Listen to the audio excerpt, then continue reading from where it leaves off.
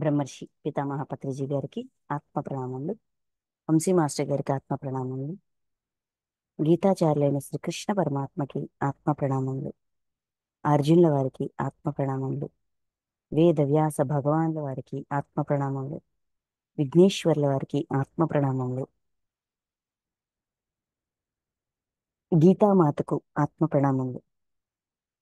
గీతని ఉద్ధరించిన మహానుభావులందరికీ హృదయపూర్వక పాదాభివందనాలు, కృతజ్ఞతలు.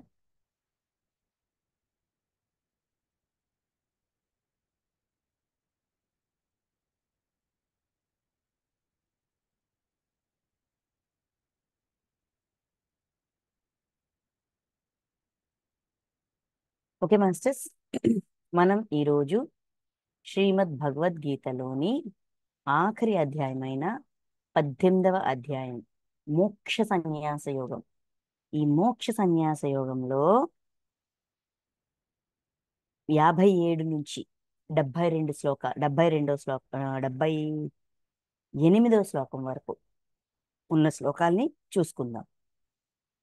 ఇక్కడ ఈ అధ్యాయంలో భగవంతుడు ఫైనల్ గా ఆఖరిగా ఇప్పటి వరకు చెప్పిన నాలెడ్జ్ అంతటినీ క్రోడీకరించి ఒక ఒక అవుట్లైన్ లాగా స్వధర్మాన్ని ఎందుకు పాటించాలి, వర్ణాశ్రమాలు అనేవి ఎందుకు ఏర్పడ్డాయి, దాని వెనకున్న ఆంతర్యం ఏంటి, ఉద్దేశ్యం ఏంటి, ఏ వర్ణముల వాళ్ళు స్వాభావిక కర్మలు, ఏ వర్ణం వాళ్ళ యొక్క స్వాభావిక కర్మ ఏంటి, ఆ స్వాభావిక కర్మ కూడా వాళ్ళ గుణం ఆధారంగా ఉంటుంది.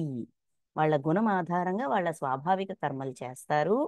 ఆ అదేవిధంగా అంతరంగాన్ని, అంతఃకరణాన్ని ఎలా జయించవచ్చు, అంతఃకరణాన్ని జయిస్తూ జయిస్తూ జయిస్తూ జయిస్తూ మనం ఆ ఆత్మలో లయమయ్యే స్థితికి, అంటే భగవంతుడు యొక్క అసలు రూపం, అసలు తత్వం, నేనంటే ఏంటి, నేనేమిటి అనేది తెలుసుకుంటాడు అనే స్థితికి, ఆ ఎదుగుదలకి వెళ్ళగలుగుతాము, ఆ స్థితికి ఎదగగలుగుతాము. అప్పుడు నాలో లయమైపోతారు అని చెప్పారు కదా.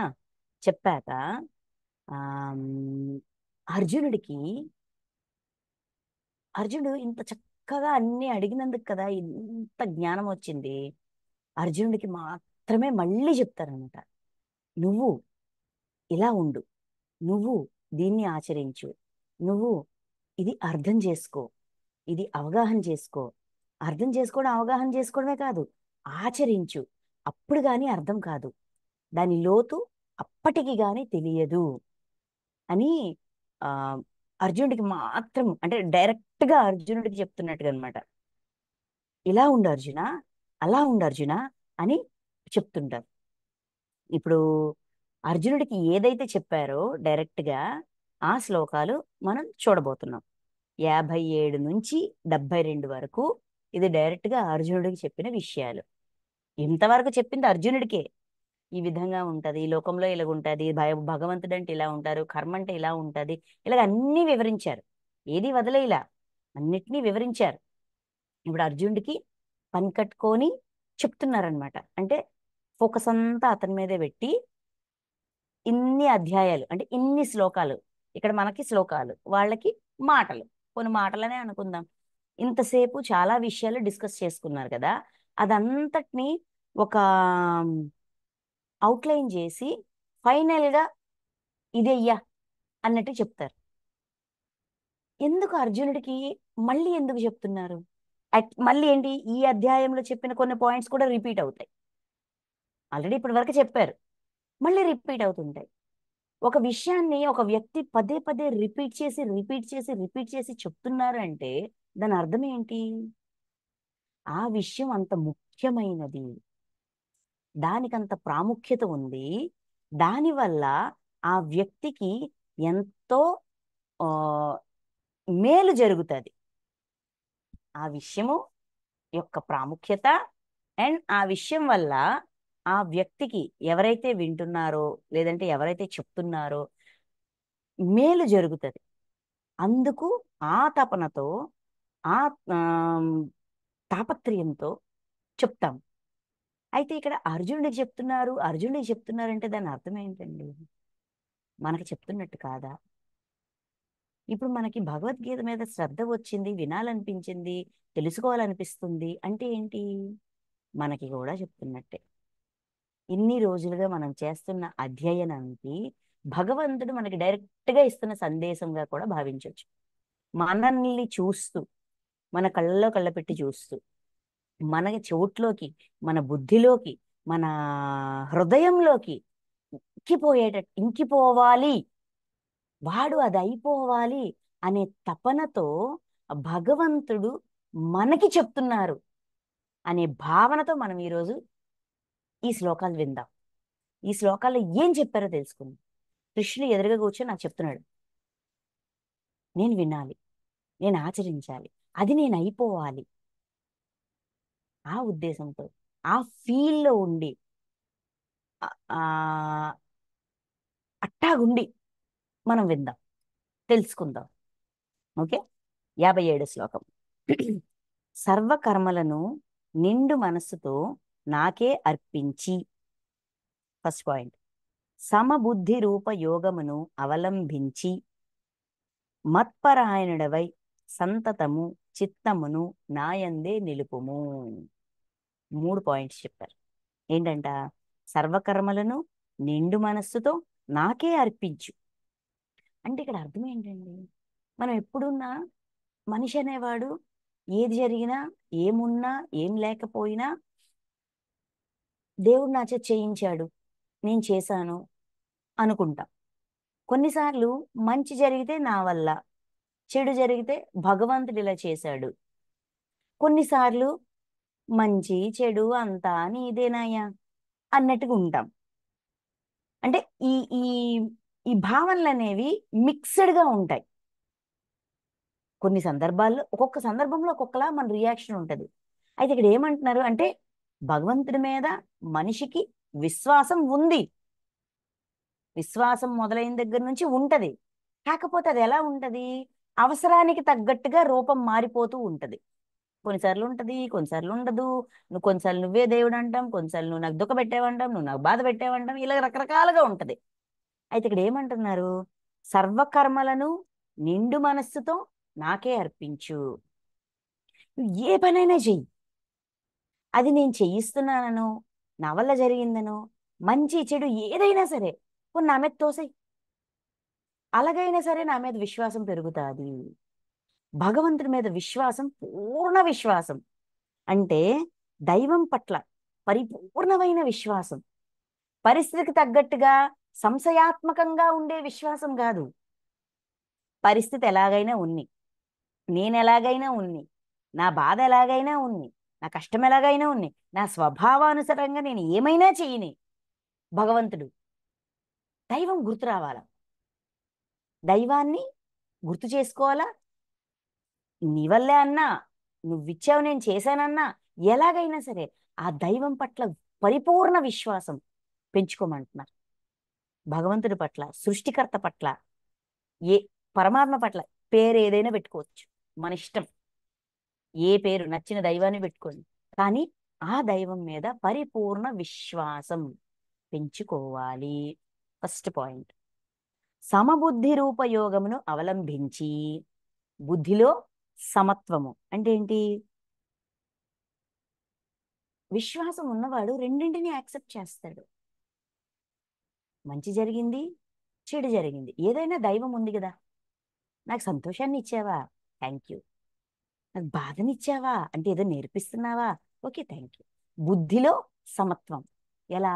తుకారాం లాగా బండెడు చెరుకులు అందరికీ పనిచేస్తాడు. అలా ఆవిడొచ్చి బండెడు చెరుకులు పంట పండితే ఒక్క చెరుకు పట్టుకొస్తావా అని చెప్పి ఆ చెరుకుతో ఒక్కటేస్తుంది. వేస్తుంది 2 ముక్కలు అవుద్ది సమానంగా. జిజియా చూడు నా పాండురంగుడు ఈ చెరుకును కూడా సమంగా 2 ముక్కలు చేశాడు, ఇంకో ముక్క నాకో ముక్క. అంటే ప్రతిదీ కూడా నువ్వు ఉన్నావయ్యా. ఆ బుద్ధిలో కూడా ఆ సమానత్వాన్ని ఇంకించేయాల, బుద్ధిని కూడా అలా అలా తయారు చేసేయాలి. మన బుద్ధి అలాగ అయిపోవాలి. కష్టమైనా సుఖమైనా, మంచైనా చెడైనా, పెద్దవాడైనా చిన్నవాడైనా, నచ్చినవాడైనా నచ్చనివాడైనా, శత్రువైనా మిత్రుడైనా, ఎవడు ఏం చేసినా, నేను ఎవరి పట్ల ఎలాగ ఉన్నా కూడా దైవం నాకు ఇలాగా, దైవం పట్ల విశ్వాసంతో ఆ సమత్వం, ఆ విశ్వాసం ఉన్నప్పుడు మనం రెండింటిని అంగీకరించగలుగుతాం సమానంగా. ఆ స్థితికి ఎదగాలి. బుద్ధిలో సమానత్వాన్ని ఆ పెట్టుకోవాలి. అంటే బుద్ధిని ఇంకా పదును పదును చేసేయాలి. షార్ప్గా పెన్సిల్ని ఇలాగ చెక్కుతాం, చెక్కి చెక్కి సుమ్ముది సుల్లి ముళ్ళు సూదిగా అయిపోవాల, పిన్ పాయింట్ లాగా అయిపోవాల, చెక్కుతాం కదా.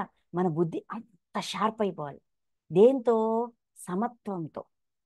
నెక్స్ట్, మత్పరాయణుడివై సంతతము చిత్తమును నాయందే నిల్పుము.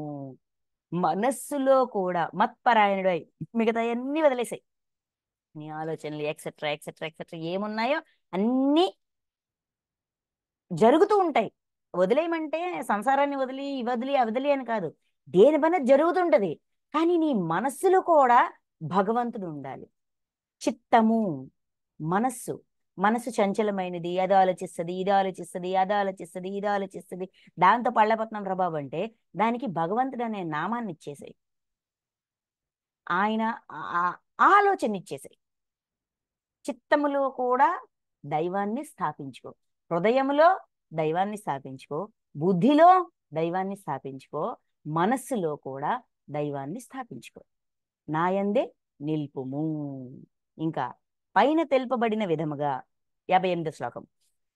పైన తెలుపబడిన విధముగా నాయందు చిత్తమును నిలిపినచో నా అనుగ్రహము వలన సమస్త సంకటముల నుండి అనాయాసముగా బయటపడగలవు. ఎందుకయ్యా నీ మీద ఇంత విశ్వాసం ఉంచాలి? నువ్వేం చేస్తావని? ఏమైనా కనిపిస్తావా, వినిపిస్తావా, మాట్లాడతావా, పలుకుతావా, ఉలుకుతావా? ఎందుకు నీ మీద విశ్వాసం ఉంచాలి? విశ్వాసం ఉన్నప్పుడు ఆయన పిలిచింది వినిపిస్తుంది, ఆయన చెప్పింది వినిపిస్తుంది, ఆయన పలికింది వినిపిస్తుంది, ఆయన కనిపిస్తాడు, ఆయన అర్థమవుతాడు.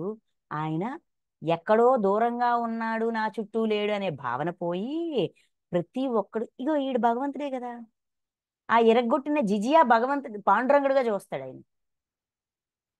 ప్రహ్లాదుడు అలాగా పెద్ద కొండ మీద నుంచి తోసేస్తున్న ఆ భటులను కూడా నారాయణుడిగా చూస్తాడు. నువ్వు నారాయణుడివే, కొండ నారాయణుడే, గాలి నారాయణుడే, పర్వాలేదు, మీ పని మీరు చెయ్యండి, మీ బాధ్యత మీరు నిర్వర్తించండి, నారాయణుడు ఉన్నాడులే. విశ్వాసం. వీళ్ళందరూ విశ్వాసంతో బయటకు వచ్చిన వాళ్ళు కారు, విశ్వాసంతో ఎదిగిన వాళ్ళు కారు. ఎందుకు విశ్వాసం ఉంచాలంటే సంతతము, చూడండి, పైన తెలుపబడిన విధంగా నా యందు చిత్తము నిలిపించదో నా అనుగ్రహము వలన సమస్త సంకటముల నుండి అనాయాసముగా బయటపడగలవు. అంటే ఆయన ఇచ్చే సమాధానం వినిపిస్తుంది. ఎప్పుడైతే విశ్వాసం ఉంటుందో, సంశయం ఉండదో, ఎవరు ఏం చెప్పినా కూడా ఇది భగవంతుడే చెప్తున్నాడని స్వీకరించగలుగుతాం. దైవము ఈ రూపంలో చెప్తుంది. ఎందుకంటే సృష్టిలో ఉన్న నోర్లన్నీ ఆయనవే, చెవులన్నీ ఆయనవే, చేతులన్నీ ఆయనవే, ముఖాలన్నీ ఆయనవే, శరీరాలన్నీ ఆయనవే, ప్రాణులన్నీ ఆయనవే. ఆయన కానిది ఎక్కడుంది? ఆయనది కానిదంటూ ఈ సృష్టిలో ఏముంది? ఆయన ఎందులోకైనా ప్రవేశించగలడు, ఏ రూపంలోనైనా చెప్పగలడు. విశ్వాసం ఉన్నప్పుడు ఈ యాక్సెప్టెన్స్ వస్తుంది, ఈ అవేర్నెస్ వస్తుంది. ఈ అవేర్నెస్ వచ్చినప్పుడు వినగలుగుతాం, ఆయన నుంచి వచ్చే సందేశాన్ని ఆ మొమెంట్లో క్యాచ్ చేయగలుగుతాం. ఎందుకంటే అంత విశ్వాసం ఉంది కాబట్టి. సంశయాత్మక బుద్ధి పోయి సమత్వ బుద్ధి వచ్చింది కాబట్టి. మనస్సులో కూడా భగవంతుడి మీద విశ్వాసం ఉంది కాబట్టి మనస్సు కూడా లే లే లే లే అది ఆడన్నాడు, ఇది దేవుడు ఎలాగవుతుంది అని విభేదన చేయదు మనసు. అది కూడా అంగీకరిస్తుంది, బుద్ధి అంగీకరిస్తుంది, మనసు అంగీకరిస్తుంది, ఆ హృదయం అంగీకరిస్తుంది, అన్నీ అంగీకరిస్తాయి. అప్పుడు వినిపిస్తుందా, వినిపించదా? కనిపిస్తాడా, కనిపించడా? భౌతిక కళ్ళతో కూడా కనిపిస్తాడు. ఎందుకంటే చూసే, యాక్సెప్ట్ చేసే తత్వం మనలో ఉన్నప్పుడు, అంగీకరించడానికి మనం సిద్ధంగా ఉన్నప్పుడు, మనలో ఏ విభేదన లేనప్పుడు ఎందుకు కనిపించడండి? ఈ మధ్యన కృష్ణాష్టమి వచ్చింది, అక్కడ ఒక మాట వచ్చింది, కౌన్ కెహతా హే కృష్ణ సున్తే నహి అని ఒక పాట ఉంటది. కృష్ణుడు వినడు వినడు వినడు అని ఎవరన్నారు?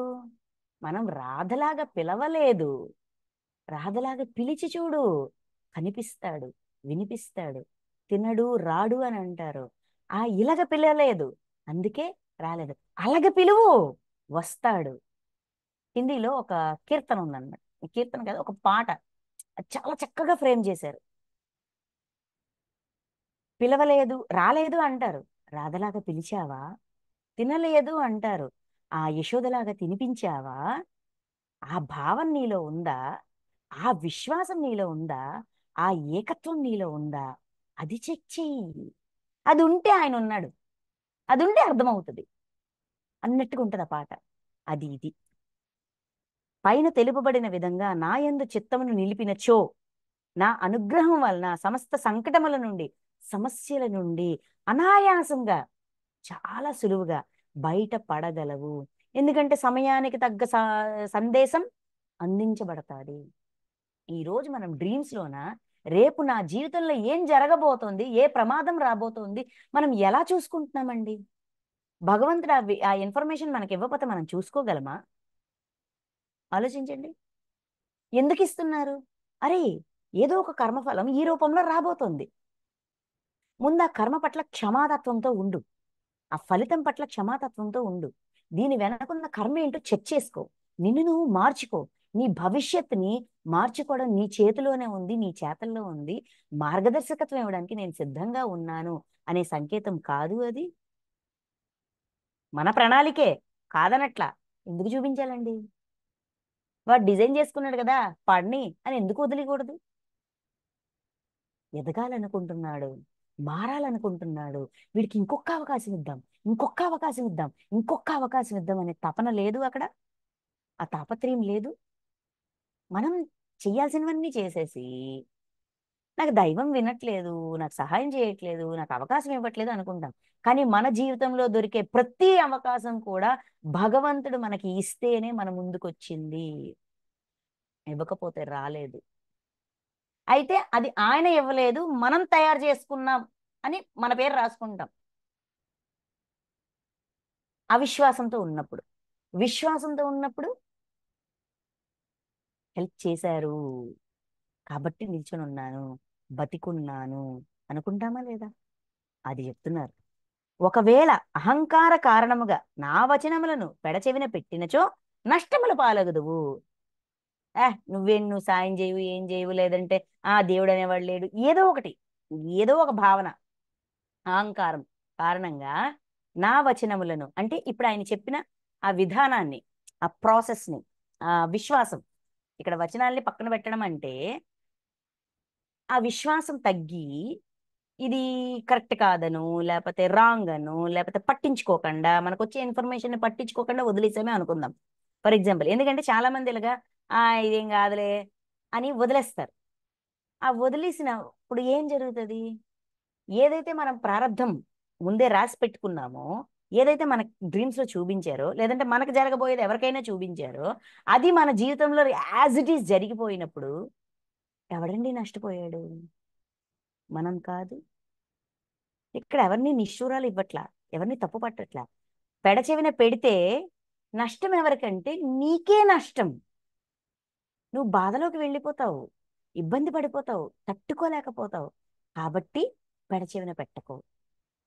అనగా పరమార్థ పదము నుండి భ్రష్టుడగుదువు. ఇక్కడ పరమార్థం అంటే పరమానందాన్ని అప్పుడప్పుడు అనుభవిస్తున్నాం, అనిర్వచనీయమైన ఆనందాన్ని అప్పుడప్పుడు పొందుతున్నాం. మెల్లమెల్లగా ఆనందాన్ని సమస్తం చేసుకోవాలనుకుంటున్నాం.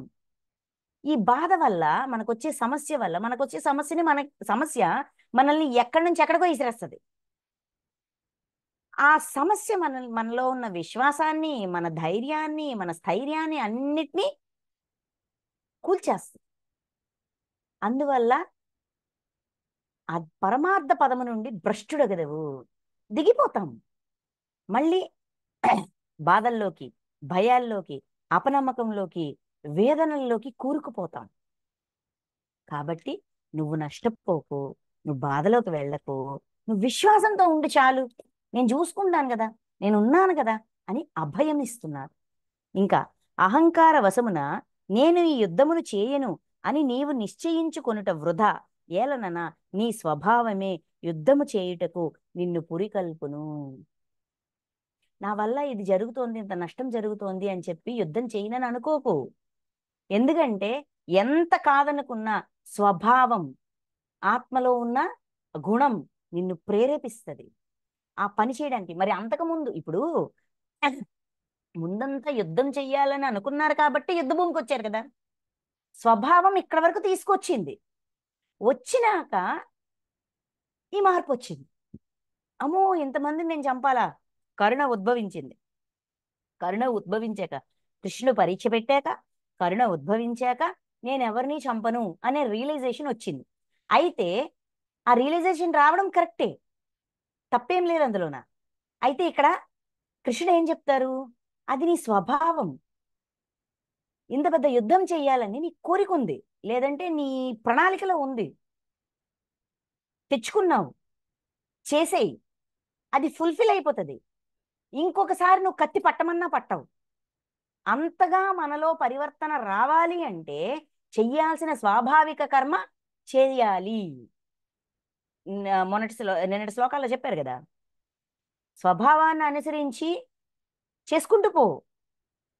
అక్కడ ఒక పని చేశాక, దానిలో ఉన్న లోటుపాట్లను సరిచేసుకుంటూ ఇంకొకసారి ఆ లోటుపాట్లు, ఆ ఆ దోషం లేకుండా జాగ్రత్త పడు. అప్పుడు ఆ ముందు ఫస్ట్ చేసిన పని నీకు ఒక లర్నింగ్గా అవుతుంది. సో ఇది ఒక లర్నింగ్ అవుతుంది. ఇంకోటి ఏంటి, అక్కడ ఒక వెసులుబాటు ఇస్తారు, విషాదానికి వెసులుబాటు ఇస్తారు. అర్జున ఒక క్షణం ఆలోచించు, ఇక్కడ ఉన్న ఈ లక్షల మంది జనాన్ని నువ్వే చంపుతావని ఎలాగనుకుంటున్నావు? ఎవరెవరితో కర్మ రుణాలు ఉన్నాయో వారి వారి చేతుల్లో వారు హతమవుతారు. నీకు ఎవరితో కర్మ రుణాలు ఉన్నాయో వాళ్ళనే నువ్వు చంపుతావు. ఇలాగ చంపడం అనేది ఎంత బాధాకరంగా ఉంటుందో, ఇబ్బందికరంగా ఉంటుందో, అది ఎలాంటి అనుభూతినిస్తుందో, ఆ అనుభూతి నీదైనాక దాన్ని జ్ఞానంగా మార్చుకో. ఇటువంటి పని ఇంక నేను చెయ్యను, చెయ్యకూడదని పరివర్తనలోకి వెళ్ళు. ఎందుకంటే స్వభావం అది, స్వాభావికంగా యుద్ధం చెయ్యాలి అని డిసైడ్ అయ్యా కాబట్టి ఈరోజు అక్కడ ఉన్నావు. ఆత్మలో ఉండే గుణం, ఆ గుణాన్ని సరిచేయాలంటే ఒక ఎక్స్పీరియన్స్ కావాలి, ఒక అనుభవం కావాలి. దీన్ని అనుభవంగా చూడు, అంతేగాని హింసగా చూడకు. అనుభవంగా చూడడం వేరు, హింసగా చూడడం వేరు. ఈ లెర్నింగ్ అంతకుముందు ద్రౌపదికి కూడా ఇస్తారు. ఆ వస్త్రాపహరణం అయ్యాక తను గదిలోకి వెళ్ళి తను లాక్ చేసుకుంటుంది. లాక్ చేసుకుని విపరీతమైన బాధ, వేదన, ఏదో ఒకటి చెయ్యాలి అని ఒక కోపము, ఉద్రేకము అన్నీ ఉంటాయి. అంత ఉద్రేకంగా ఉన్న పర్సన్ దగ్గరికి వెళ్ళి క్షమించు అని అంటారు. ఆవిడ షాక్ అయిపోతుంది. క్షమించాలా? ఏమని క్షమించాలి, ఎలా క్షమించాలి, అసలు ఏం మాట్లాడుతున్నారు మీరు అంటారు. నీకు జరిగిన అన్యాయాన్ని క్షమించు, ఇటువంటి అన్యాయం ఎవ్వరికీ జరగకూడదని సంకల్పించు. అలాగా ఎప్పుడు కూడా మనము ఆవేశంతో, ఉద్వేగంతో నిర్ణయం తీసుకోకూడదు. అది అనుభవం. ఈ అనుభవం ఇంకెవ్వరికీ జరగకూడదు. ఎవరికి ఈ విధంగా ఏ స్త్రీ కూడా ఇలా ఇబ్బంది పడకూడదు. అందుకు నువ్వు చేయాల్సింది చెయ్యి అని గైడ్ చేస్తారు అక్కడ. ఇప్పుడు అర్జునుడికి కూడా ఏం చెప్తున్నారు, చెయ్యాల్సింది చెయ్యి, స్వాభావిక కర్మని చెయ్యి, దాన్ని జ్ఞానంగా మార్చు. ఇది ఒక ఛాన్స్. ఏంటిది ఆయన అంటారు కదా, క్షత్రియులకి ఎంతో అదృష్టం ఉంటే గాని ధర్మయుద్ధం చేసే అవకాశం రాదు. నీకు ధర్మయుద్ధం చేసే అవకాశం వచ్చింది అని చెప్తారు ముందు అధ్యాయాల్లోన కదా. అదే ఇక్కడ చెప్తున్నారు చూడండి.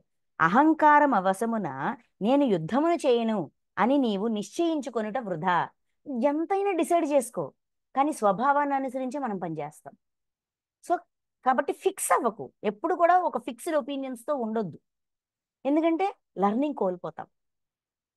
ఇది అయినాక, ఈ మహాయుద్ధం అయినాక అర్జునుడు అంతవరకు చాలా యుద్ధాలు చేశారు, చాలా మందితో పోరాడారు. ఏంటిది యుధిష్ఠిరుని చక్రవర్తి సామ్రాట్ చేయడానికి ఆ భూమండలం అంతా తిరుగుతారు.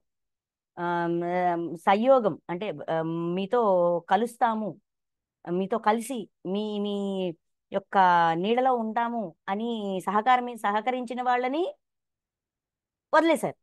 సహకరించకుండా యుద్ధంకి వచ్చిన వాళ్ళతో యుద్ధం చేశారు. ఈ యుద్ధం తర్వాత మరి ఆయన ఏ యుద్ధం చేయలేదు. అంటే ఏంటిది, ఆ యుద్ధం చేసేటప్పుడు కూడానా ఆ బ్యాలెన్స్ చూసుకున్నారన్నమాట. అలాగే ఇది మొదటి మెట్టు అయింది, లెర్నింగ్కి ఇది మొదటి మెట్టు అయింది. ఇప్పుడు మనము దుర్మార్గం నుంచి, అంటే అసురీ తత్వం నుంచి దైవీ తత్వంలోకి మౌల్డ్ అయ్యేటప్పుడు ఆ యూటర్న్ సిచ్యువేషన్ అంటూ ఒకటి ఉంటుంది. ఇప్పుడు మనం చాలా జన్మలు తీసుకున్నాం, చాలా జన్మలు తీసుకున్నాం, చాలా జన్మల్లో దుర్మార్గాల్లో ఉన్నాం, హింసించాం, బాధించాం, రకరకాలుగా ఈ భూమి మీద ఎన్ని రకాల హింసలు చేయొచ్చు అన్ని రకాల హింసలు చేశాం. ఓకే, చేసి చేసి చేసి చేసి ఏదో ఒక క్షణంలోన, ఏదో ఒక జన్మలోన ఇంకా చాలు, నేను చేయను, మనం చేసిన హింసే మనకి విరక్తిని కలిగిస్తుంది. అది యూటర్న్ పాయింట్. ఇలాగా మనం చరిత్రలో చదువుకున్నాం. అశోకుడు కళింగ వార్, ఎన్ని యుద్ధాలు చేస్తాడో, మౌర్య ఎంపైర్, అశోక చక్రవర్తి అయ్యేంత వరకు ఎంత మందినైనా సరే చంపడానికి వెనుకాడు. కళింగ యుద్ధం జరుగుతుంది. ఆ కళింగ యుద్ధంలో లక్షల మంది శవాలు, రక్తపాతం, అవన్నీ చూసి ఆయనకి ఆ క్షణం ఒక్క హృదయంలో ఒక ఒక ఏంటిది, ఒక జర్క్ లాగా వస్తుంది. నేను రాజుగా ఉండడానికి ఇంత విధ్వంసం చేశానా, షాక్ అవుతారు ఆయన. అక్కడి నుంచి ఆయన హింసా ప్రవృత్తి నుంచి అహింసలోకి వస్తారు, బుద్ధత్వాన్ని స్వీకరిస్తారు, రాజ్యంలో రాజ్య ప్రజల శ్రేయస్సు కోసమే పనిచేస్తారు. యుద్ధాలు ఇంకా చాలు, యుద్ధం చేయను, ప్రాణాల్ని కోల్పోవడం కాదు, ప్రాణాల్ని నిలబెట్టాలని యూటర్న్.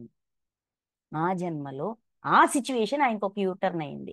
ఇప్పుడు అర్జునుడి యొక్క ఆత్మ ప్రణాళికలోన ఈ కురుక్షేత్ర సంగ్రామ యుద్ధం ఒక యూటర్న్ పాయింట్ అన్నమాట.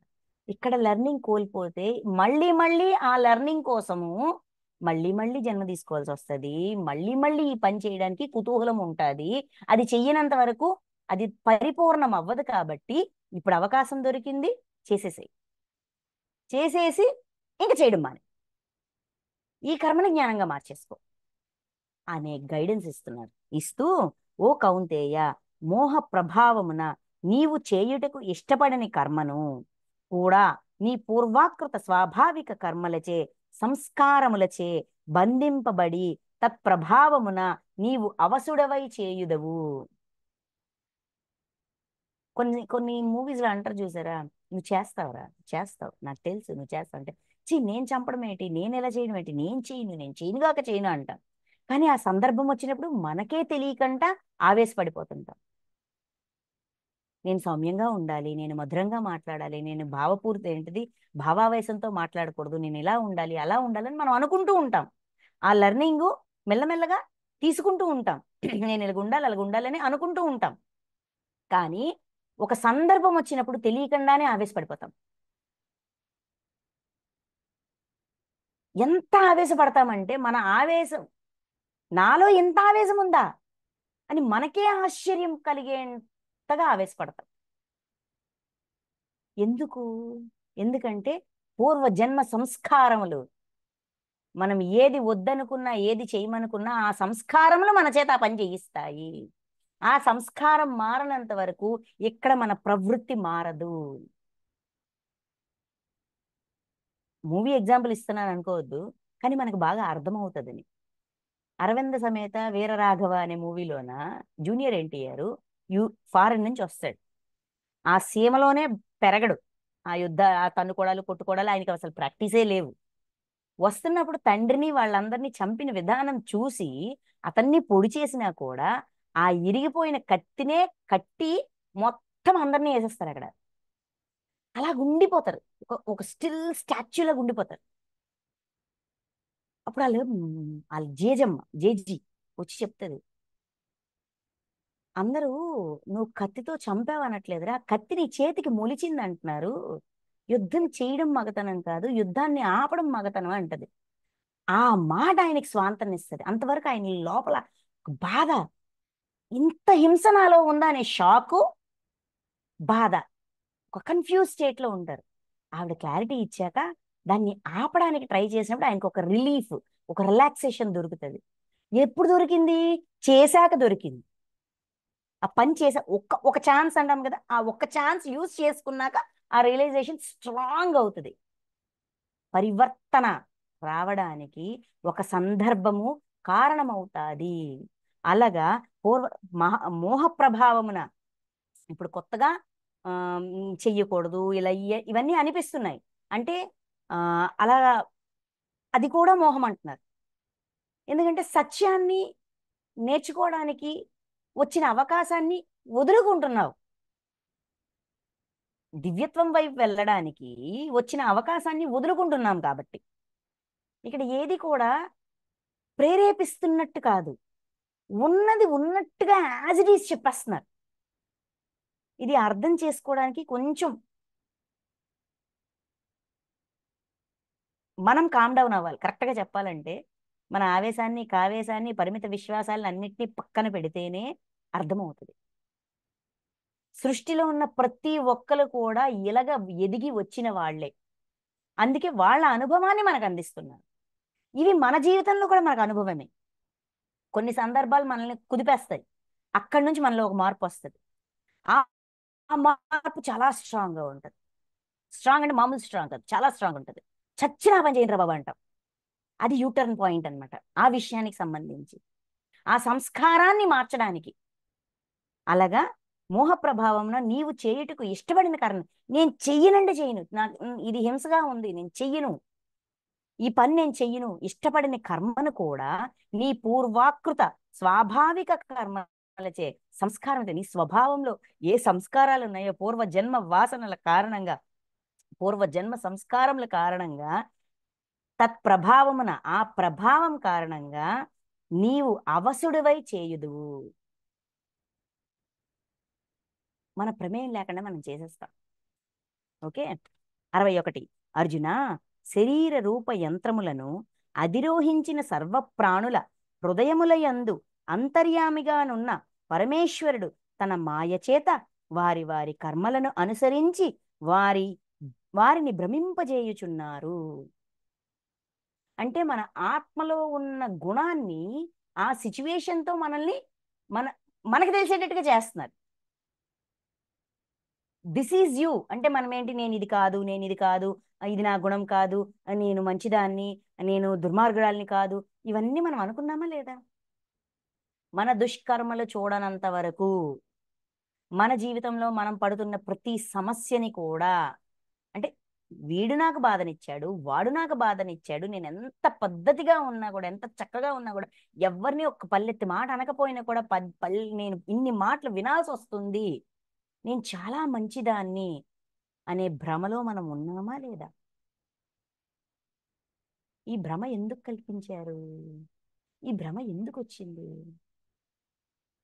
మంచితనంతో ఎవరిని బాధింపని స్వభావంతో ఉన్నవాడికి బాధ కలిగితే ఎలాగుంటుందనేది అనుభవం అవ్వద్దు? ఈ అనుభవం మనలో ఎంత మార్పుని తీసుకొచ్చిందండి? ధ్యానానికి వచ్చాం, ధ్యానం చేసాం, సద్గురూస్ మూమెంట్కి వచ్చాం, కర్మలు చూసుకున్నాం, క్షమాపణ అడుగుతున్నాం, క్షమాగుణాన్ని పెంచుకుంటున్నాం. ఇంకేం మార్చుకోవాలి, ఇంకేం మార్చుకోవాలి, గుణం చూపించు, దుర్గుణం చూపించు, ఇంకా చూపించు, రేపేం జరగబోతుందో చూపించు, ఇంకా మారుస్తా, ఇంకా మారుస్తా, ఇంకా మారుస్తానే తపన వచ్చిందా లేదా? దీనంతటికి మూలం ఎక్కడ పడింది? నాంది ఎక్కడ పడింది? నేను మంచిదాన్ననే భ్రమలో నేను ఉన్నప్పుడు పడింది. కానీ నేనెంత మంచిదాన్నో నా దుష్కర్మలు చూసుకుంటే నాకు అర్థమైంది, బాబోయ్ ఈ భూమి మీద నా అంత దుర్మార్గాలు ఇంకో దాయి ఉండదు, నా చుట్టూ ఉన్న వాళ్ళందరూ దేవాత్మ స్వరూపులు, దివ్యాత్మలు, వీళ్ళ దగ్గర నుంచి నేను నేర్చుకోవాలరా నాయన అన్నంత రియలైజేషన్ రావాలి అంటే నేను మంచిదాన్ని అనే భ్రమలో నేను ఉండాలా వద్దా? నా స్వభావం నాకు తెలియదు, నా గతం నాకు తెలియదు, నా స్వధర్మం నాకు తెలియదు. తెలియనంత వరకు నేనే భ్రమలో ఉన్నా? తెలిసిన తర్వాత భ్రమ తొలగిందా లేదా? ఈ భ్రమలో ఉండడం నాకు సహాయం చేసిందా లేదు? ఇది పాయింట్. శరీర రూప యంత్రములను అధిరోహించిన సర్వప్రాణులు, శరీర రూప యంత్రములను అంటే శరీరంలో ఉన్న జీవాత్మలన్నీ కూడా, శరీర రూప యంత్రములను అంటే శరీరంలో ఉన్న జీవాత్మలన్నీ కూడా, శరీర రూప యంత్రములను అంటే శరీరంలో ఉన్న జీవాత్మలన్నీ కూడా, శరీర రూప యంత్రములను అంటే శరీరంలో ఉన్న జీవాత్మలన్నీ కూడా, శరీర రూప యంత్రములను అంటే శరీరంలో ఉన్న జీవాత్మలన్నీ కూడా ఆ అధిరోహించిన ప్రాణులన్నీ కూడా ఈ భ్రమలో ఉంటాయి. ఎందుకుంటాయి? ఎందుకుంటాయి అంటే మాయ చేత వారి వారి కర్మలను అనుసరించి వారిని భ్రమింపజేయుచున్నారు. అంటే నా కర్మఫలాన్ని నేను అనుభవించాలనుకుంటున్నా. నేను అనుభవించాలనుకున్నప్పుడు నేను జీరోలో ఉండాలా లేదా? ఇప్పుడు నా గత జన్మలన్నీ నాకు గుర్తున్నాయి అనుకోండి. ఫర్ ఎగ్జాంపుల్, ఇప్పుడు ఈ జన్మ స్టార్ట్ అయినాక, నేను తల్లి కడుపు నుంచి బయటికి వచ్చాక, ఈ జన్మ ప్రారంభమైనాక నా గత జన్మలన్నీ నాకు గుర్తున్నాయి అనుకుందాం. ఫర్ ఎగ్జాంపుల్, ఒక 100 జన్మలు, ప్రతి జన్మ నాకు గుర్తుందా అనుకుందాం. ఈ జన్మను నేను కొత్తగా ఆరంభించగలుగుతానా? నేను కొత్తగా ఉండగలుగుతానా? ఉండలేను. నేనేం చెప్పుకున్నాను? ఈ కర్మఫలాలన్నీ ఈ జన్మలో అనుభవిస్తా. ఆ కర్మఫలాలన్నిటినీ, ఆ పనులన్నిటినీ జ్ఞానంగా మార్చాలి.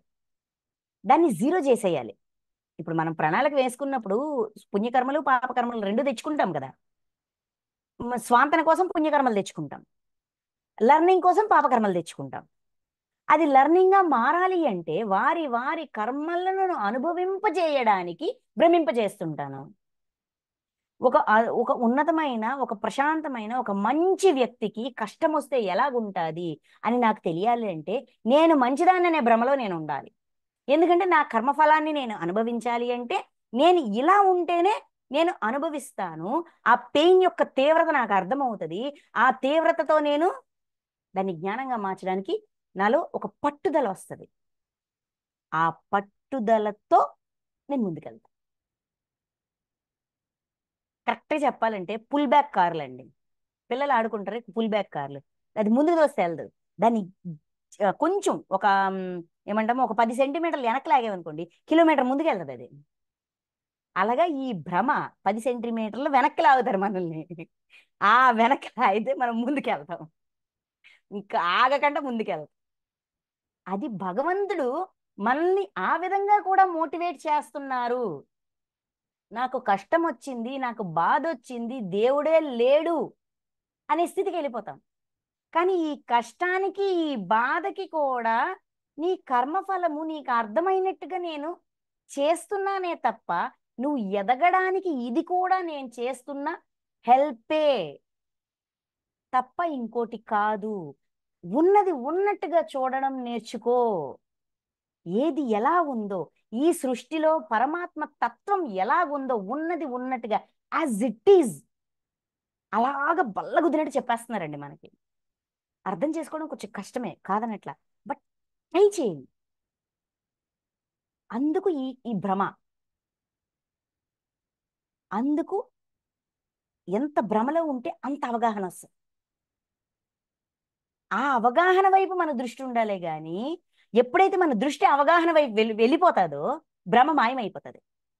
ఇప్పుడు ఎవరినైనా అడగమని నేను మంచిదానంటే లేదండి నేర్చుకుంటున్నానంట, మొగమాటం లేకుండా అంట.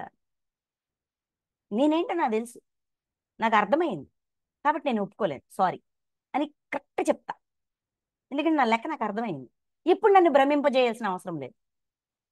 ఏదైనా కొత్త లెసన్ నేర్పించాలంటే మళ్ళీ ఫస్ట్ ఒక మాయ వస్తుంది, ఒక భ్రమ వస్తుంది.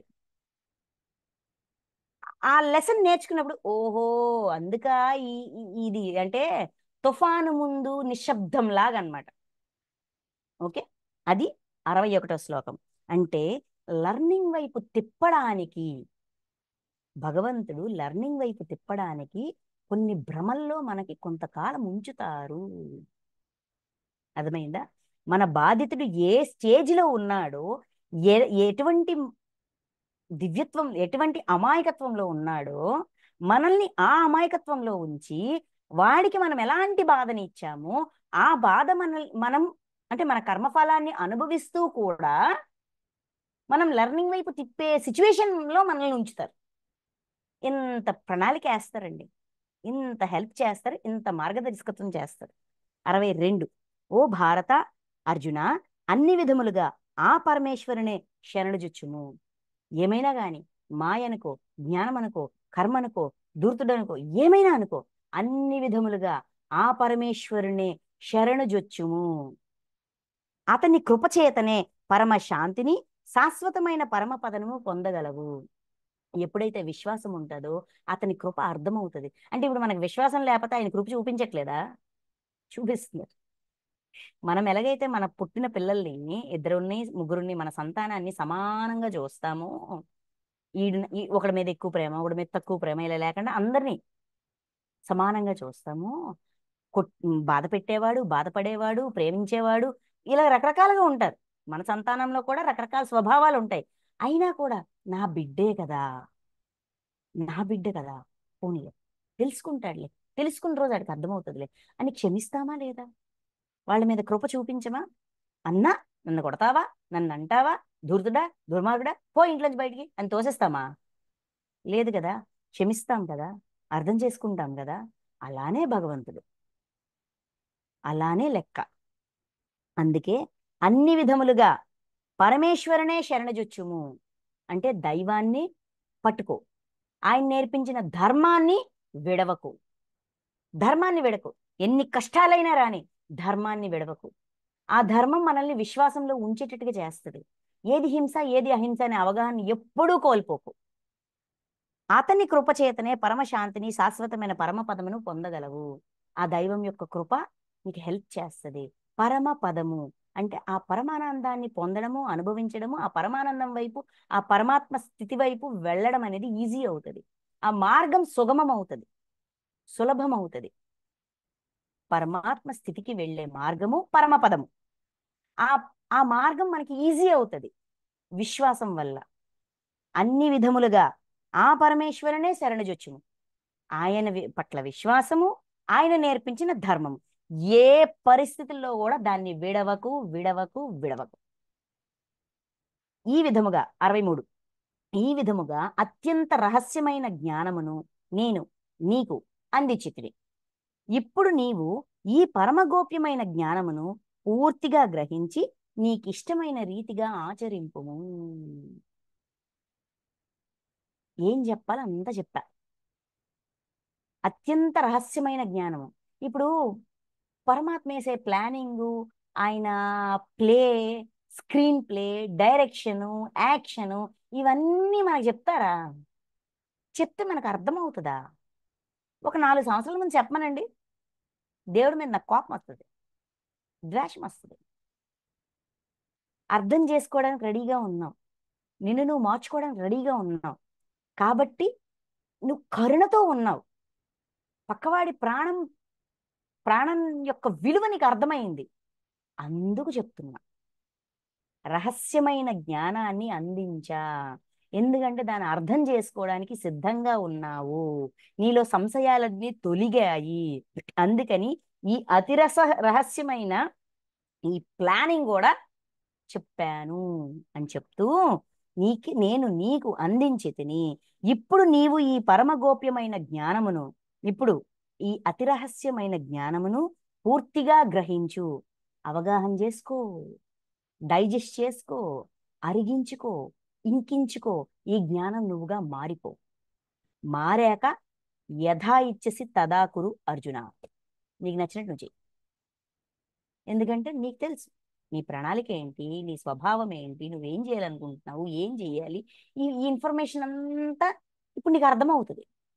ఉన్నది ఉన్నట్టుగా చూడగలిగే దృష్టి, అవగాహన ఇప్పుడు చెప్పిన విషయాల వల్ల, అంటే ఇంతవరకు చెప్పిన విషయాల వల్ల నీకు తెలిసి ఉంటుంది. కాబట్టి యథా ఇచ్చేసి తదాకురు అర్జున, నీకిష్టమైన రీతిగా ఆచరింపుము. 63 శ్లోకం అని చెప్పి 64 సమస్త గోప్య విషయముల యందును పరమగోప్యమైన నా వచనములను మరొక్కసారి వినుము. రహస్యాతి రహస్యాలను, రహస్యాన్ని, రహస్యాల్లో కల్లా రహస్యాన్ని, అంతకన్నా ఉన్నతమైన రహస్యాన్ని, అంతకన్నా దాయవలసిన రహస్యాన్ని, ఈ రహస్యాలన్నింటినీ నీకు చెప్పేశా. నీ దగ్గర ఏ విషయమూ దాయలేదు, అన్నీ ఓపెన్ అప్ అయిపోయా, అన్నీ చెప్పేశా. మళ్ళీ చెప్తున్నా విను, మరొక్కసారి వినుము.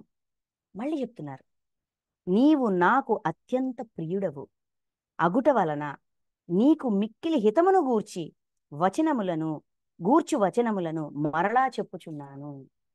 నీవు నాకు అత్యంత ప్రియుడవు. నువ్వంటే నాకు ఇష్టమయ్యా. నీలో కరుణ వచ్చింది. ప్రాణి యొక్క ప్రాణం పట్ల విలువ తెలిసింది. ప్రాణం యొక్క విలువ తెలిసింది. నువ్వంటే నాకు ఇష్టం. అందుకని మిక్కిలి హితమును గూర్చి. కాబట్టి నువ్వు ఇంకా ఎదగాలి. ఇంకా ఎదగాలి. నీ ఆత్మలో ఆ ఎదుగుదల, ఆ దివ్య జ్ఞానం అనేది బాగా రావాలి. కరుణతో మొదలవుద్ది. తర్వాత నేర్చుకోవాల్సిన చాలా ఉంటది. ఇక్కడతో అది స్టార్టింగ్ పాయింట్. అక్కడి నుంచి వెళ్ళాల్సిన జర్నీ చాలా ఉంటది. జర్నీ ఎండింగ్ ఉండదు. ప్రయాణం ఉంటది. ఆ ప్రయాణం అంతా కొనసాగి నువ్వు దివ్య జ్ఞాన ప్రకాశాన్ని పొందాలి. ఆ హితం, నీ హితమును గూర్చి వచనములు మరలా చెప్తున్నాను. నీకు మేలు చేసే విషయాలు, నీకు మంచి చేసే విషయాలు, నిన్ను ఒక దివ్యాత్మ స్వరూపుడుగా మార్చే విషయాలను మరలా చెప్తున్నాను అని చెప్తూ, ఓ అర్జున, నీవు నాయందే మనస్సును నిలుపుము, నా భక్తుడవు కమ్ము, నన్నే సేవింపుము, నాకు ప్రణమిల్లుము. ఇట్లు చేయుట వలన నన్నే పొందగలవు. ఇది ప్రతిజ్ఞాపూర్వకంగా నేను చెప్పుచున్న మాట. ఏలనన నీవు నాకు అత్యంత ప్రియుడవు. ఏది ఏమైనా కాని దైవం మీద విశ్వాసాన్ని పెంచుకో. మనస్సునందు నిలుపుము. మనస్సు విభేదనాత్మకమైన మనస్సుకి దైవం అనే పదార్థాన్ని ఇచ్చేసాయి. దైవాన్ని ఇచ్చేసాయి. అది దైవం మీద విశ్వాసం పెట్టుకుంటది. నా భక్తుడవు కమ్ము, నన్ను విశ్వసించు. ఒక జీవుడుగా, ఒక జీవాత్మగా నా మీద విశ్వాసం పెంచుకో. భగవంతుడి మీద విశ్వాసం పెంచుకో. నన్నే సేవింపుము. ఇప్పుడు చేసే ఏ పని కూడా ఎవరి కోసమో చేస్తున్నాననే భావన తీసి, ఏ పని చేస్తున్నా పనిని దైవంగా భావించు. ఫలానా పర్సన్ లేదంటే ఫలానా ప్రాణి అది దైవమే, పరమాత్మే, అది దైవ స్వరూపమే, ఇది దైవ స్వరూపమే, అంతా దైవ స్వరూపమే అనే భావంతో ఉన్నప్పుడు ఈజీగా సేవ చేయగలుగుతాము. అందుకే నన్నే సేవింపుము. ఇక్కడ నన్నే సేవింపుము అంటే దేవుణ్ణి సేవ చేస్తే చాలు అనుకుంటాం. కానీ మానవ సేవే మాధవ సేవ అనే విషయాన్ని మర్చిపోతాం. ప్రతి ప్రాణి పట్ల అదే భావన ఉండాలి. ప్రతి ప్రాణి కూడా దైవ స్వరూపమే అనే భావన ఉన్నప్పుడు తెలిసి తెలియకుండానే మనం సేవాభావంలోనే ఉంటాం. యజ్ఞార్థ కర్మే చేస్తాం. ఏంటిది సుకర్మ చెయ్యం, దుష్కర్మ చెయ్యం, యజ్ఞార్థ కర్మే చేస్తాం. అంటే నిష్కామంగా భగవంతుడనే భావంతో వీడు భగవంతుడిగా ఎదగడానికి వచ్చిన వాడే, నేను భగవంతుడిగా మారడానికి వచ్చిన వాడినే.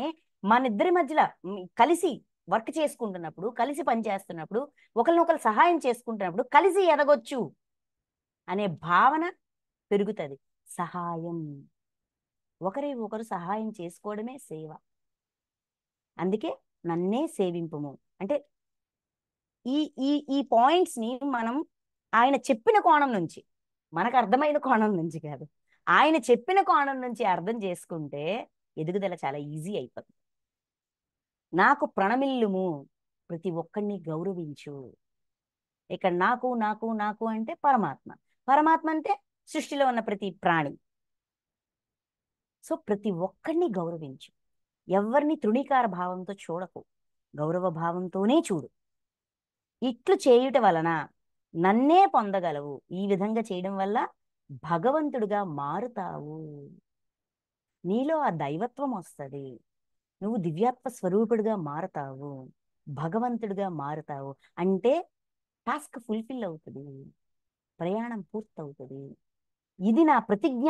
ఇది ప్రతిజ్ఞాపూర్వకముగా నేను చెప్పుచున్న మాట. వాగ్దానం ఇచ్చి మరి చెప్తున్నా, ప్రతిజ్ఞ చేస్తున్నా. ఇలా ఉంటే ఖచ్చితంగా దైవంగా మారుతావు. ఈ వీటిని ఆచరిస్తే, ఈ శ్లోకంలో చెప్పిన స్టేట్మెంట్స్ ని ఆచరణలో పెడితే ఖచ్చితంగా మనం దైవంగా మారుతాము.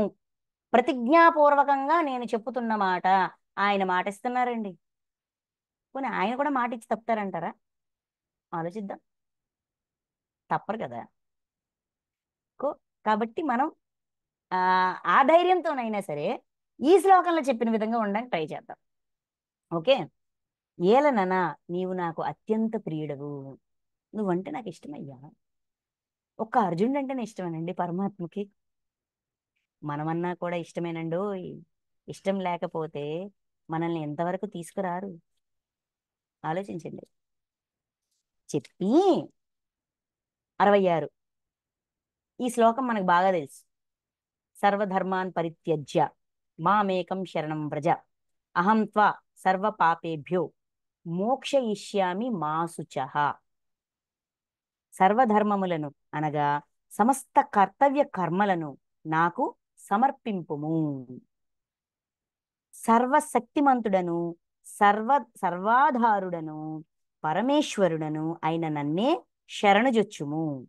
అన్ని పాపముల నుండి నిన్ను నేను విముక్తునిగా గావించదను. నీవు శోకింపకు. శోకించకు అర్జున. ఎందుకంటే సర్వధర్మములకు అంటే సమస్త కర్మలను నాకు సమర్పించుము. ఏ పని చేసినా కూడా నాకు పరమాత్మ అవకాశం ఇచ్చారు, నేర్చుకోవడానికి ఇది ఒక అవకాశము అనే భావంతో ప్రతి పని కూడా ఆ దైవంగా మారడానికి చేస్తున్న ఒక ప్రయత్నంగా భావించి భగవంతుడు చేయిస్తున్నాడు. భగవంతుడు అవకాశం ఇచ్చాడు, భగవంతుడి కోసం చేస్తున్నాను, నేను భగవంతుడిగా మారడానికి చేస్తున్నాను అనే ఉద్దేశంతో పనిచేయి, ధర్మాన్ని ఆచరించు. సర్వశక్తిమంతుడును సర్వాధారుడను పరమేశ్వరుడను. శక్తి ఉంది, అన్నిటికీ ఆధారంగా ఉన్న ఈశ్వరుడనైనా అంటే దైవంగా ఉన్న నన్నే శరణజొచ్చుము. అంటే ప్రతి ఒక్కళ్ళలో పరమాత్మ ఉన్నారనే అంగీకారంతో భగవంతుడికి ఏమంటాము, భగవంతుడి మీద అంత అనన్య విశ్వాసం ఉంచు. అన్ని పాపముల నుండి నిన్ను నేను విముక్తిని గావించదను. ఆయన చేయి పట్టుకుంటే, ఆయన కాలు పట్టుకుంటే, ఆయన మార్గదర్శకత్వాన్ని పట్టుకుంటే పాప ప్రక్షాళన కర్మ ప్రక్షాళన అనేది ఈజీ అయిపోతుంది. ఆయన చెయ్యరు, మనం చేసుకునేటట్టుగా మనకి ఆ గైడెన్స్ ఇస్తారు, ఆ మోటివేషన్ ఇస్తారు, ఆ ప్రేరణ ఇస్తారు. మాయతో అవగాహన ఇచ్చి ఆ అవగాహనతో కర్మ వైపు వచ్చి మన తప్పు మనం స్వీకరించేటట్టుగా ఇంత గైడెన్స్ ఎవరిస్తున్నారండి? నేను హెల్ప్ చేస్తాను, నేను గైడ్ చేస్తాను, పాపం నుంచి విముక్తిని గావించదను, నేను నడిపిస్తా, ధర్మ మార్గంలో నడిపిస్తా, నన్ను నమ్ము. నమ్మితే నడిపించగలుగుతాను. నమ్మకం లేనప్పుడు వినము చూడము ఒప్పుకో. అందుకే ఒక్క విశ్వాసం ఒక్కటి నువ్వు పెట్టు, నేను చూసుకుంటా, నేను చూసుకుంటా అని ఆయన వాగ్దానం చేస్తున్నారు. నీవు శోకింపకము. నీ వల్ల చాలా ప్రాణాలు పోతున్నాయనే శోకంలోకి వెళ్ళకు. నీ కర్తవ్యం ఏంటో దాని మీదే దృష్టి పెట్టు, అప్పుడు నీకు క్లారిటీ వస్తుంది. అందుకే ఇప్పటి వరకు చెప్పిందంతా కూడా ఆ అర్థం చేసుకో. అర్థం చేసుకున్నాక నీ నిర్ణయం నువ్వు తీసుకో. తపస్సంపన్నుడును కానివానికిని 67 సారీ, తపస్సంపన్నుడు కానివానికిని భక్తి రహితునకును వినలే వినలేన వినవలెనని కుతూహము లేని వానికిని నీవు ఈ గీత రూప రహస్యోపదేశమును ఎన్నడును తెలపరాదు. అట్లే నాయందు దోష దృష్టి గలవానికి ఎన్నడును ఈ ఉపదేశము తెలుపరాదు.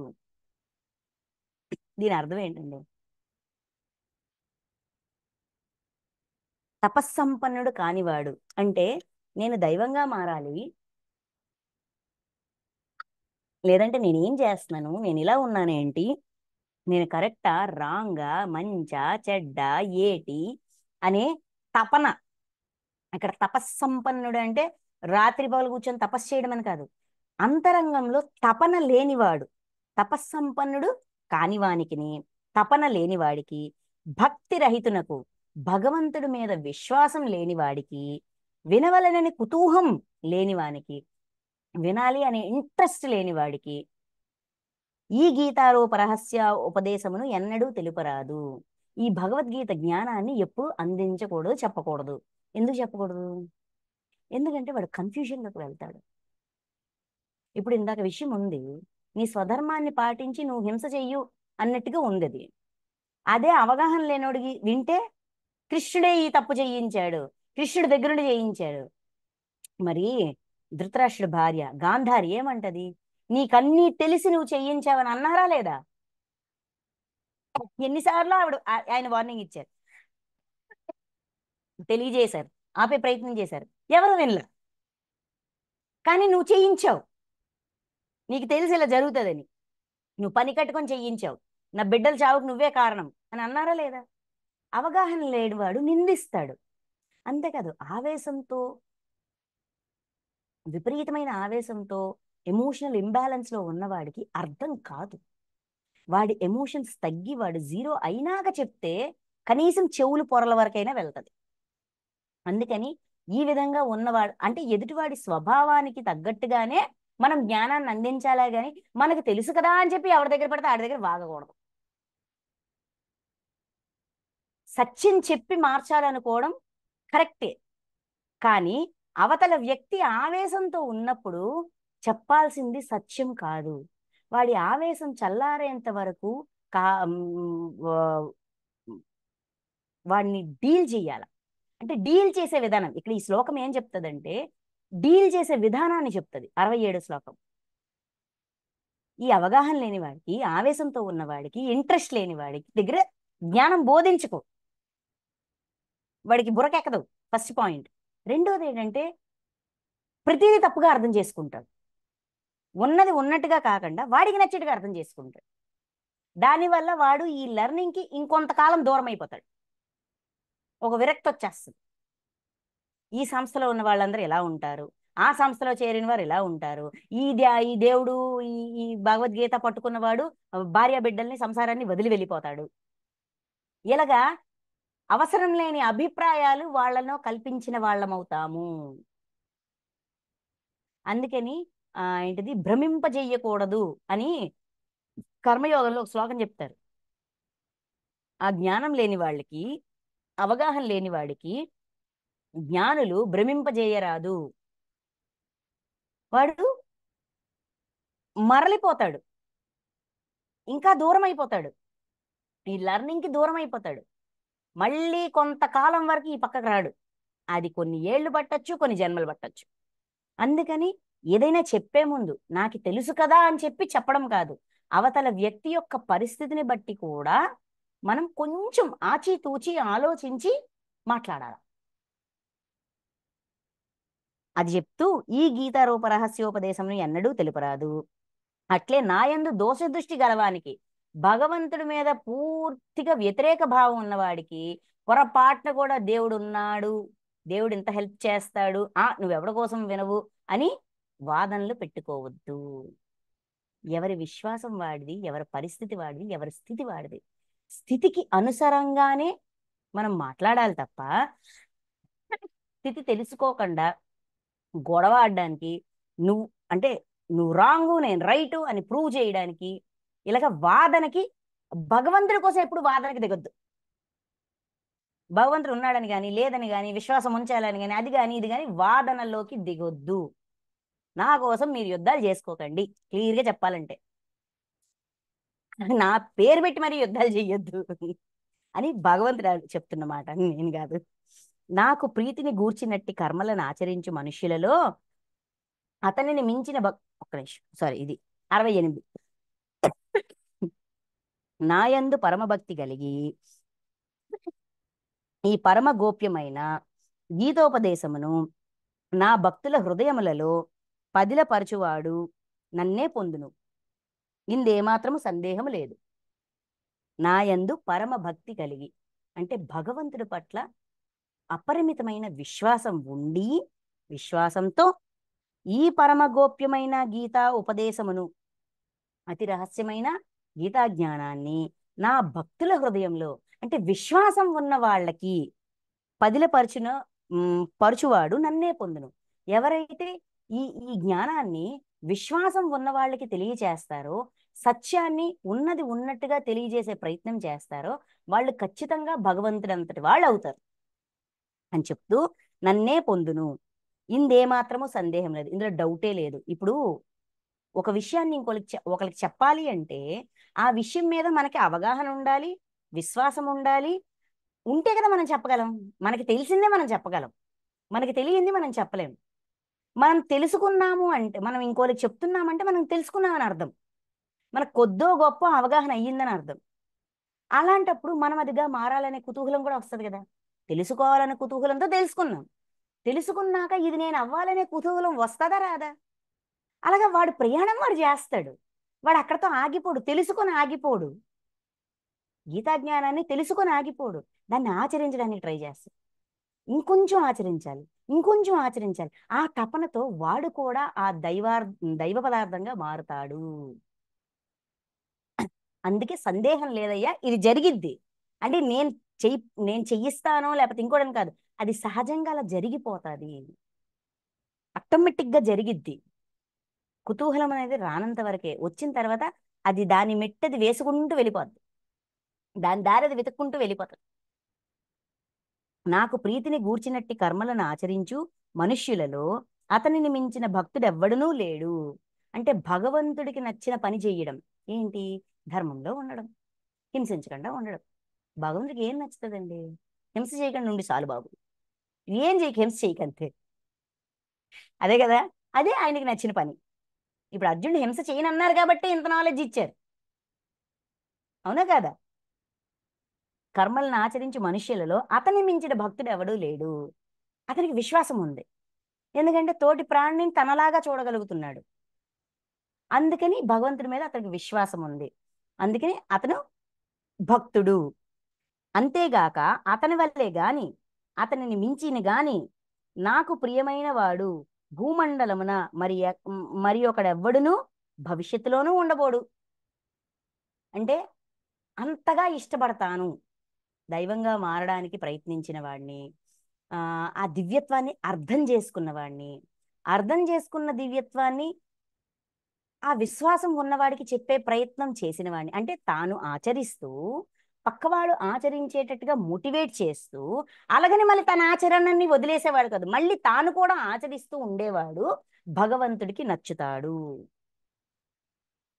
అని చెప్తున్నారు. చెప్తూ 70 ధర్మయుక్తమైన మన సంవాద రూపమైన ఈ గీతా శాస్త్రమును పఠించువాడు జ్ఞాన యజ్ఞము ద్వారా నన్ను పూజించువాడని నా అభిప్రాయము.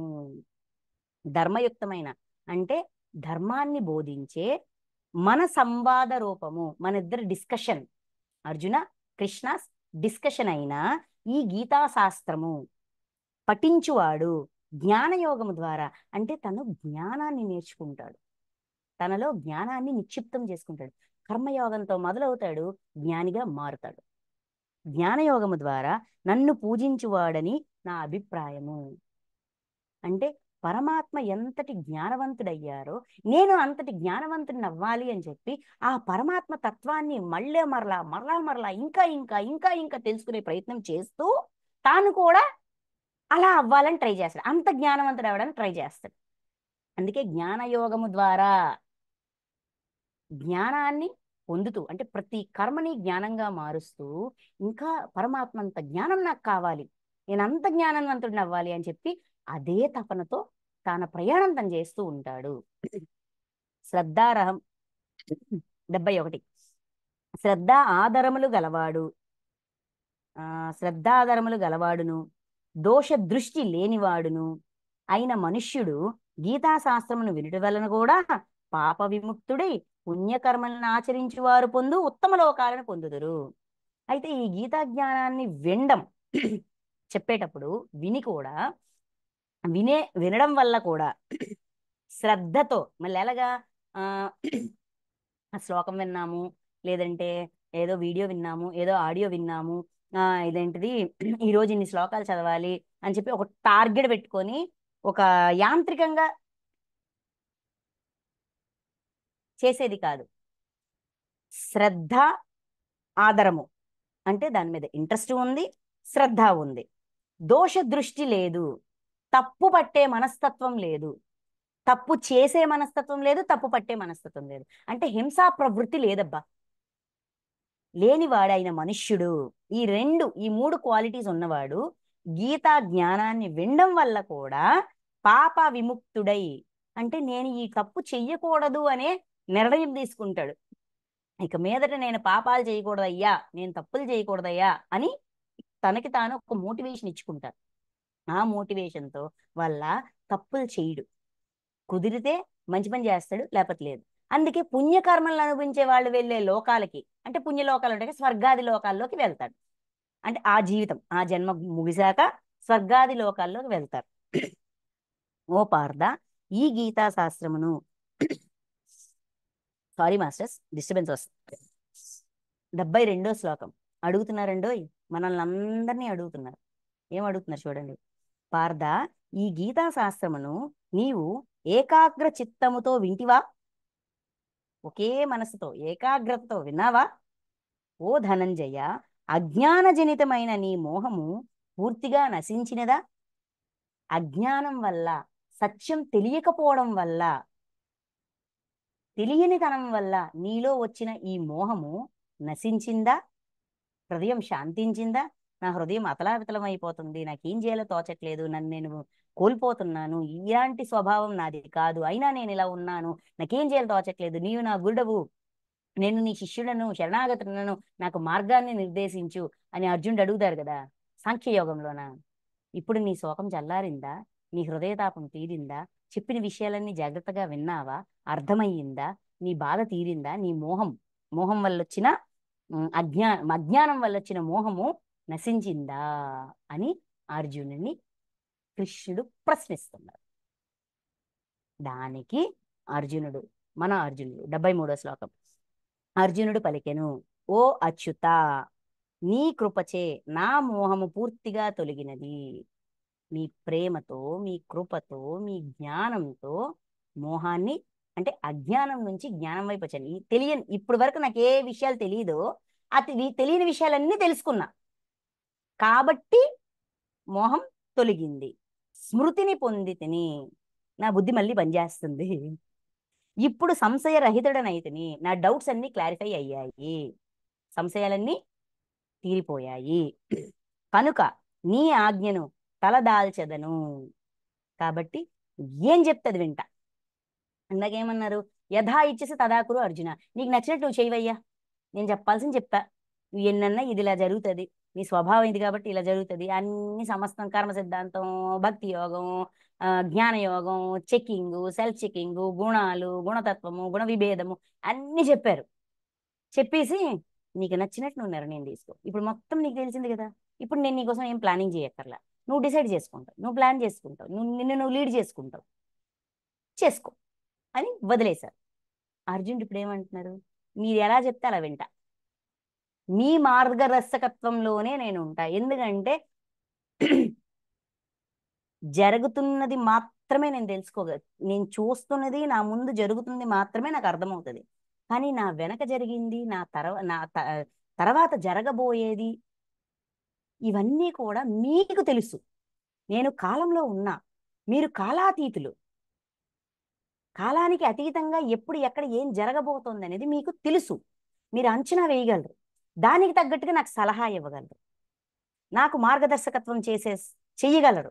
కాబట్టి మిమ్మల్ని ఫాలో అవుతా. మళ్ళీ మాట ఇచ్చారు అర్జునుడు. కనుక నీ ఆజ్ఞను తలదాల్చదను. డౌట్స్ క్లారిఫై అయ్యాయి. అంటే అంతకుముందు ఏమన్నారు? కృష్ణ, మనం ఆ తప్పు చెయ్యొద్దు, వాళ్ళు చేస్తున్నారని మనం చెయ్యొద్దు, మనం తెలిసి ఈ పొరపాటు చెయ్యొద్దు, మన ఇద్దరము చెయ్యొద్దు అన్నారు కదా. ఇప్పుడు ఏమంటున్నారు? నా డౌట్స్ క్లారిఫై అయ్యాయి, నా సంశయాలు తీరాయి, నా స్మృతి వచ్చింది, నా బుద్ధి పని చేస్తుంది, నా మోహం తొలగింది, ఇప్పుడు మీరేం చెప్తే అది ఫాలో అవుతా, నీ ఆజ్ఞను తలదాల్చదను అని పూర్తి అంగీకారంలోకి వచ్చారు.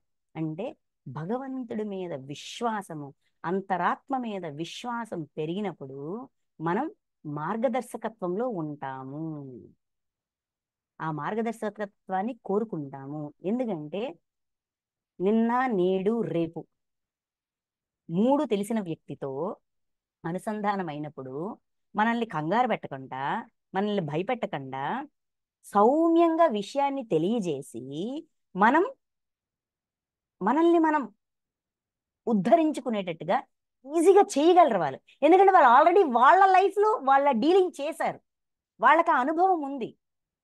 ఆ అనుభవ జ్ఞానాన్ని మనకు అందిస్తూ మన జీవితాన్ని మనం ఈజీగా, ప్రతి పరిస్థితిని కూడా ఈజీగా డీల్ చేసే ఆ సమర్థతని మనకిస్తారు. అందుకని నీ ఆజ్ఞను తలదాల్చెదను, మీరే చెప్తే చేస్తానంట అర్జునుడు. ఒప్పుకుంటారు. ఇక్కడతో అర్జున కృష్ణ సంవాదం పూర్తయింది. ఇదంతా కేవలం అర్జునుడు కృష్ణుడే చూస్తున్నారు, వింటున్నారా? మన సీసీటీవీ కెమెరా గారు ఉన్నారు, సంజయుడు. సంజయుడికి వేదవ్యాసులు వారు దివ్య దృష్టి ఇచ్చారు కదా, ఆయన ఇదంతా విని విపరీతమైన పరమానందానికి లోనయ్యారు. ఆయన మనోభావాన్ని ఇక్కడ తెలియజేస్తున్నారు 4 శ్లోకాల్లో. సంజయ ఉవాచ, సంజయుడు చెప్తున్నారు, సంజయుడు పలికెను ఈ విధముగా, 74వ శ్లోకం. సంజయుడు పలికెను ఈ విధముగా శ్రీ వాసుదేవునకును మహాత్ముడైన అర్జునకును మధ్య జరిగిన సంవాదమును వింటిని. వాసుదేవుడికి అర్జునుడికి వీళ్ళిద్దరికీ మధ్య జరిగిన సంవాదాన్ని, డిస్కషన్, ఒక ఫ్రెండ్లీ డిస్కషన్ విన్నాను. అది అద్భుతమైనది. ఆ సంవాదం అద్భుతమైనది, తనువు పులకింపజేసింది, చేయునదే.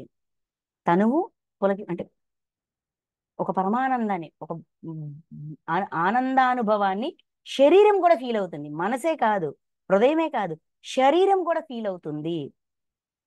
వేద వ్యాసుని కృప వలన దివ్య దృష్టిని పొందిన వాడై, ఎంత అదృష్టాన్ని నాకు ఎవరిచ్చాయ్యారయ్యా అంటే వేదవ్యాసుడు ఇచ్చారు. అంటే మనకి ఒక హెల్ప్ చేసిన వాడు, మనకు ఒక అదృష్టాన్ని ఇచ్చిన వాడిని గుర్తుంచుకోవాలి.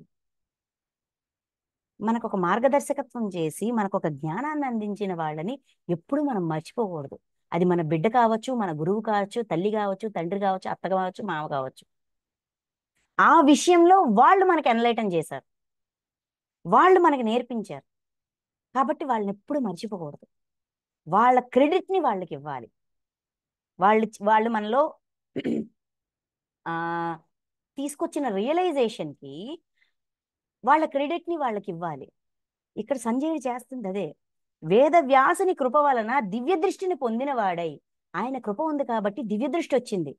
పరమగోప్యమైన ఈ యోగమును, అతి రహస్యమైన ఈ గీతా జ్ఞానాన్ని యోగీశ్వరుడైన శ్రీకృష్ణ భగవానుడు, అంటే భగవంతుడు స్వయంగా అర్జునునికి చెప్పుచుండగా, అర్జునుడికి చెప్తుంటే నేను ప్రత్యక్షంగా విన్నాను. ఎంత అదృష్టం ఉండాలి! ఈ అదృష్టానికి వేదవ్యాసుల వారి వల్ల నాకు ఈ అదృష్టం దొరికిందని చెప్పి ఆయన పట్ల కృతజ్ఞతా భావాన్ని తెలియజేస్తున్నారు. ఓ రాజా ధృతరాష్ట్ర, శ్రీకృష్ణ భగవానునకును అర్జునునకును మధ్య జరిగిన గోప్యమైన ఈ సంవాదము పుణ్యప్రదమైనది, పుణ్యాన్ని ఇస్తుంది.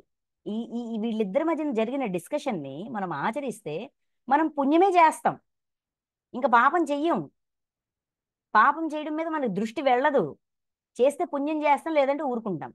పుణ్యప్రదమైనది అంటే పుణ్యాన్ని, అది వింటే పుణ్యం వస్తుందా అంటే, తెలిసి కానీ తెలియజేయ కానీ మనం పాపం చేయం, పుణ్యమే చేస్తాం నాయన.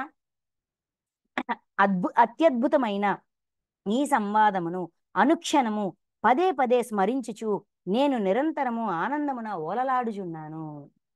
ఏ అనుభవాన్నైతే ఇంతసేపు నేను పొందానో దాన్ని పదే పదే, ఆ మాటలని, ఆ జ్ఞానాన్ని మళ్ళీ మళ్ళీ మళ్ళీ మళ్ళీ గుర్తు చేసుకుని మరి నేను లోపల విపరీతంగా ఆనందపడుతున్నాను. నేను పరమానందానికి లోనవుతున్నాను అని సంజయుడు తన ఏంటమ్మ భావోద్వేగాన్ని, తన ఆనందాన్ని వ్యక్తపరుస్తున్నారు. ఓ రాజా, అత్యంత విలక్షణము, పరమాద్భుతము, అపూర్వము అయిన ఆ శ్రీహరి రూపమును పదే పదే స్మరించుచు నేను పొందుచున్న సంభ్రమాశ్చర్యములకు అవధియే లేదు.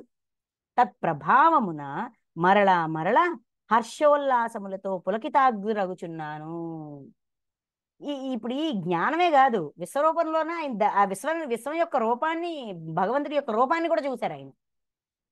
ఆ రూపాన్ని తలుచుకుంటూ, ఈ జ్ఞానాన్ని తలుచుకుంటూ, ఇవన్నీ తలుచుకుంటూ మరలా మరలా ఆనందాన్ని పొందుతున్నాను, మరలా మరలా పులకించిపోతున్నాను, మరలా మరలా తృప్తి తృప్తి. ఎంత ఆనందం, ఎంత అద్భుతం, ఈ జ్ఞానం ఎంత అద్భుతం! అసలు నాకు ఈ అదృష్టం దొరికింది అయ్యా, మామూలు అదృష్టం కాదని ఆయన వ్యక్తపరుస్తున్నారనమాట.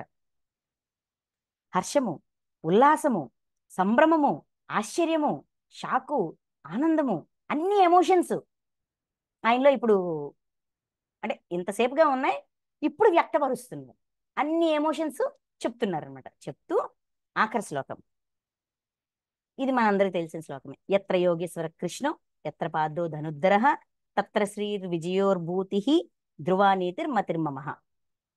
ఓ రాజా, యోగేశ్వరుడైన శ్రీకృష్ణ భగవానుడును గాంధీవధారి అయిన అర్జునుడును ఉండు చోట సంపదలను, సర్వ విజయములను, సకల ఐశ్వర్యములను, సుస్థిరమైన నీతియును ఉండును అని నా నిశ్చిత అభిప్రాయము.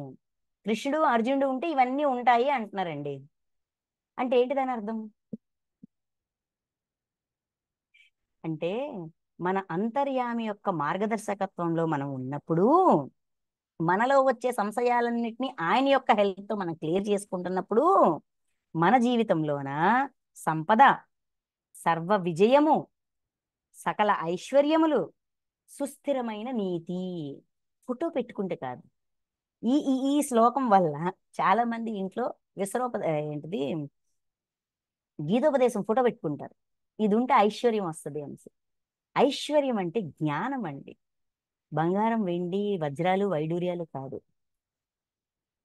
అవి ఇవ్వలేని తృప్తి, ఆనందం ఇది ఇస్తుంది. జ్ఞానం ఇస్తుంది. అది సంపద. సంపద అంటే ఏంటి? ఈ భగవద్గీత ప్రకారం సంపద అంటే ఏంటి? దైవీ సంపద, అసురీ సంపద. ఆ సంపద ఉంటది, విజయం ఉంటది, ఐశ్వర్యం ఉంటది, నీతి ఉంటది. మెయిన్ ఏంటంటే నీతి ఉంటది. ఏం చేయాలి, ఏం చేయకూడదు, ఆ విచక్షణ ఉంటది. దానివల్ల సంతోషంగా ఉంటాడు మనిషి. ఇది నా నిశ్చిత అభిప్రాయము, ఇది నా ఒపీనియన్ అండి అని రాజుగారైన ధృతరాష్ట్ర మహారాజుకి సంజయుడు తన భావాన్ని, తన ఆనందాన్ని, తన ఫీల్ని, ఎమోషన్ని, అంతేకాకుండా తను ఏమి నేర్చుకున్నాడు అనేది కూడా తెలియజేస్తున్నా. ఇక్కడతో మన శ్రీమద్ భగవద్గీత 18 అధ్యాయాలు, ఈ జ్ఞాన యజ్ఞం సంపూర్ణమైంది. Thank you masters. Thank you so much.